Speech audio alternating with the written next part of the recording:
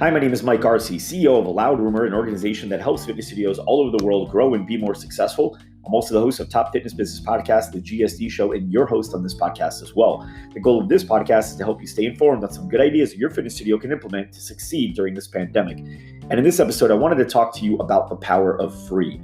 Free Week has hands down been the best offer pre-pandemic for fitness studios since I've been marketing for them. And I've been marketing for them for now almost 5 years. And so free week, free 7-day pass, free 5-day pass, these are all hands down best ones for volume, right?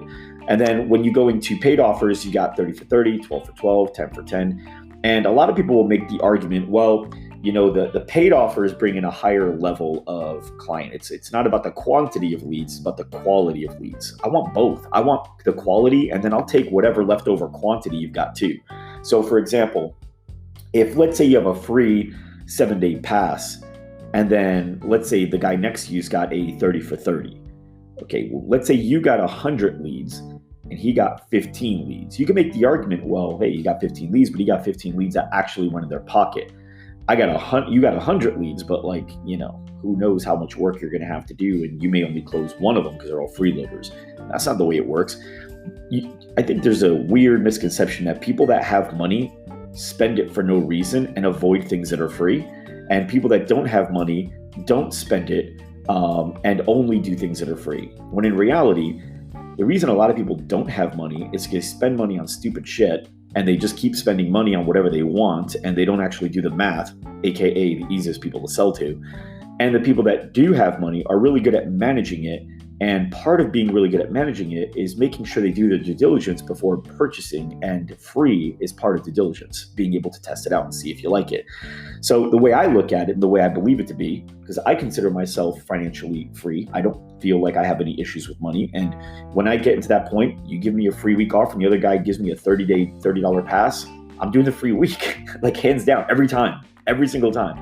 Now, are there going to be people on top of people like me that are, let's say, less financially free, and you're going to get them too? Yes. So what it doesn't mean you're only going to get freeloaders and paid offers are only going to get good people. What it means is both of you are going to get good people, but you're going to get people on top of that that are a little bit less financially free. But it doesn't mean they're necessarily harder to close. It's a thing a lot of people have a hard time realizing.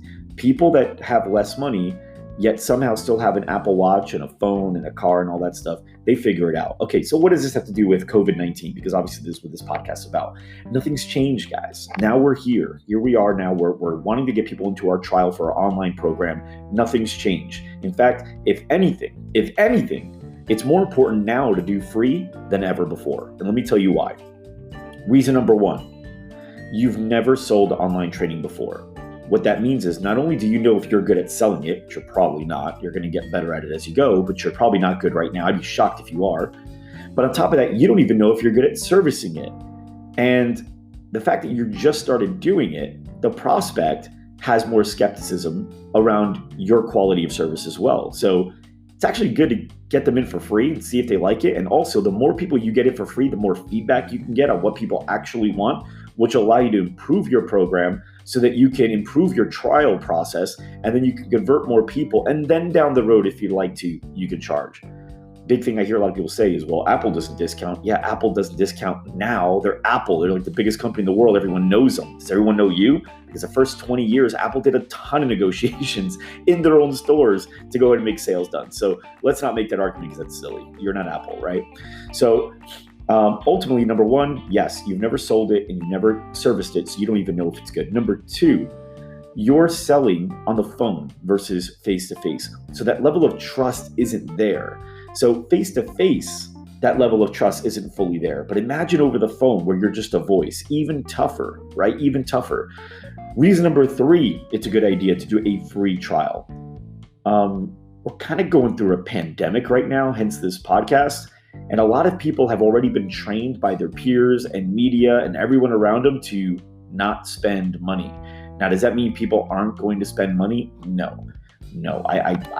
I'm literally watching the news. I'm watching people in the grocery stores. I'm still watching sales go up. NASDAQ had their best day in 23 years, I think, a couple days ago.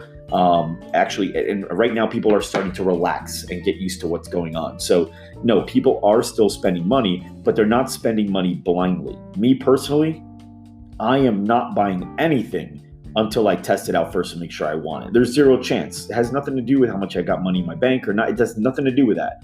We are in conservation mode. So I will buy something. In fact, I just did yesterday, but I won't buy it unless I test it out and check it out and make sure I want it. So for you guys, that's even more reason to make sure you do something for free. It's a really great book. If you haven't read it, it's called Predictably Irrational. I like reading books like that. There's another book called Priceless by William Poundstone.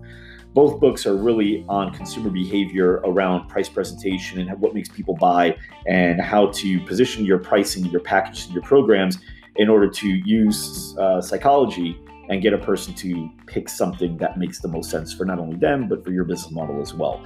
So in this book, Predictably Irrational, the author describes a series of simple experiments that offered subjects something desirable, chocolate, and they did it at a variety of prices.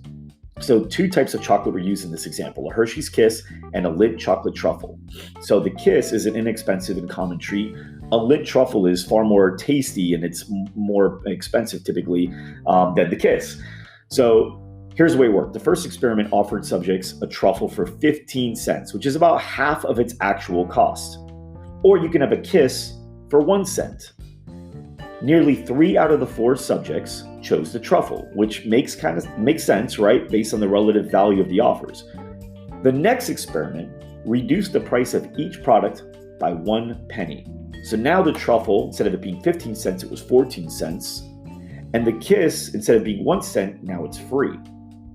So although the price differential remained the same, it's technically the same difference in price, 14 cents, the behavior of the subjects changed dramatically. More than 2/3 of the subjects now chose the free chocolate Kiss over the bargain truffle, even though before 75% chose the truffle. So think about that. 75% chose the truffle when it was 15 cents instead of 14 cents, and the Kiss was 1 cent instead of free.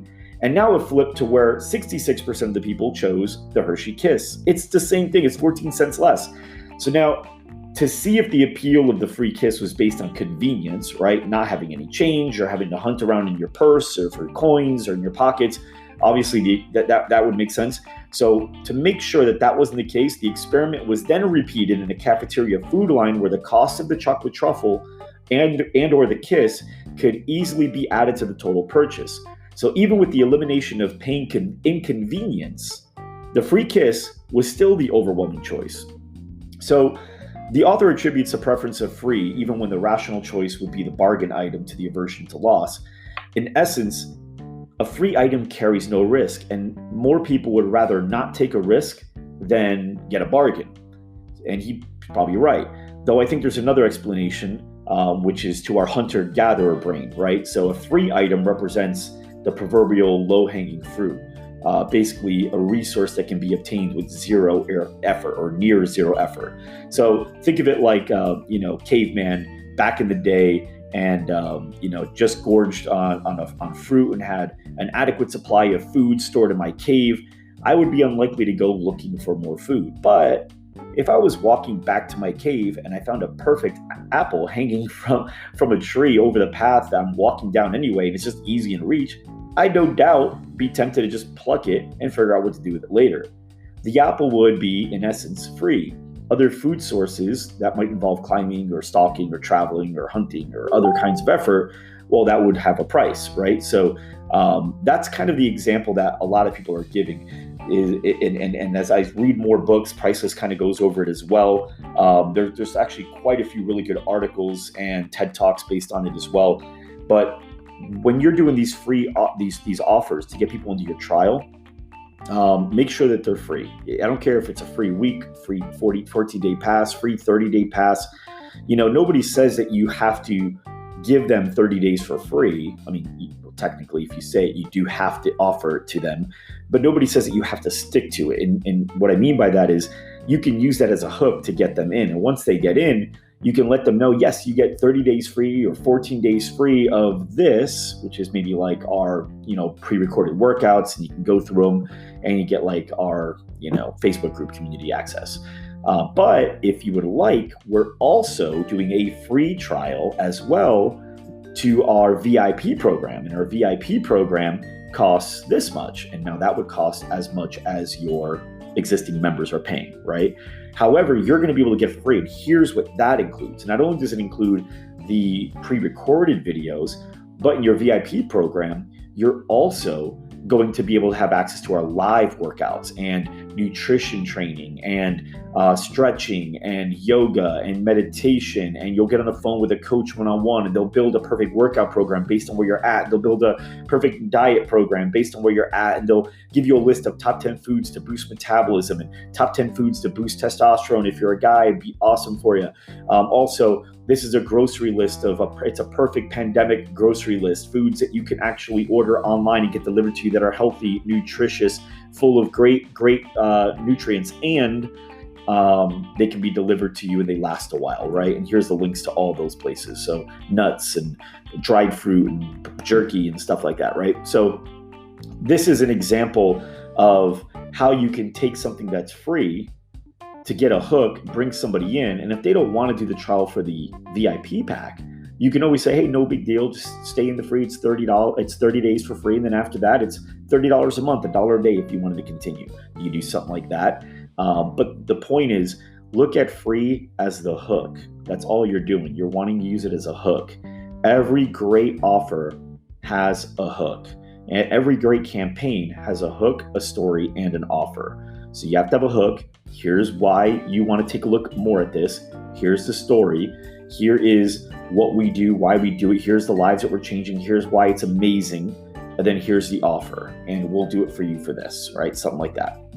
So if you haven't read the book, Predictably Irrational, it's a great book. Priceless by William Poundstone is also a really great book too. Feel free to check those books out. Hopefully you understand the importance now of free and why it's good. I personally don't like freeloaders. However, I do know that every single person in the world, even Arnold Schwarzenegger in his prime, would like to be in better shape. Everyone. Every Arnold Schwarzenegger in his prime would have taken 1% less body fat, 1 pound more of muscle. I promise you, he would have done it. And so everybody out there wants to be in better shape. Everybody out there wants to test it first before buying. So if you do a free trial of your fitness program, you're going to do much better than the person that's charging for a trial. My suggestion doesn't mean you have to do it. I'm just telling you what I've learned, and I'm passing it to you. Have a great day.